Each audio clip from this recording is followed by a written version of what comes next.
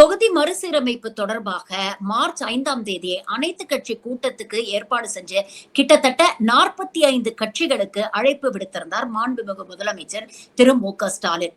எதிர்கட்சியான அதிமுக, பாமக மற்றும் அமமுக போன்ற கட்சிகள் கண்டிப்பா இதுல நாங்க கலந்துக்கிறோம் அப்படின்னு சொல்லியிருக்கிறாங்க. ஆனா பாஜக மட்டும் இந்த அனைத்து கட்சி கூட்டத்தை புறக்கணிக்கிறது அப்படின்னு பாஜகவுடைய மாநில தலைவர் அண்ணாமலை அறிவிச்சிருக்கிறாரு.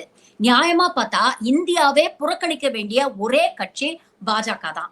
ஏன்னா மக்களோட நலனுக்காக என்னைக்குமே இந்த கட்சி பேசினது கிடையாது. உண்மையிலேயே தமிழ்நாட்டு உரிமைகள் மீது, தமிழ்நாட்டு மக்களின் நலன் மீது அண்ணாமலைக்கு அக்கறை இருந்திருந்தா அவர் இந்த கூட்டத்துல கலந்திருக்கணுமா இல்லையா? கலந்துட்டு உங்கள் வாதங்களை வையுங்க. இல்ல மத்திய அரசோட நாங்க பேசுறோம் அப்படின்ற ஒரு அஷூரன்ஸாவது கொடுங்க. இப்படி எதையும் செய்யாம மக்கள் நலன் சார்ந்த விஷயங்களை நாங்க புறக்கணிப்போம் அப்படின்னு ஓடுறது மக்களிடையே எப்படி பாஜக மீது ஒரு நம்பிக்கையை ஏற்படுத்தும்? இந்த லட்சணத்துல என்டிஏ கூட்டணியில நாங்க ஆட்சி அமைப்போம் அப்படின்னு வேற பேசிக்கிட்டு தெரியுறீங்க. இதெல்லாம் உங்களுக்கே வெக்கமா இல்ல?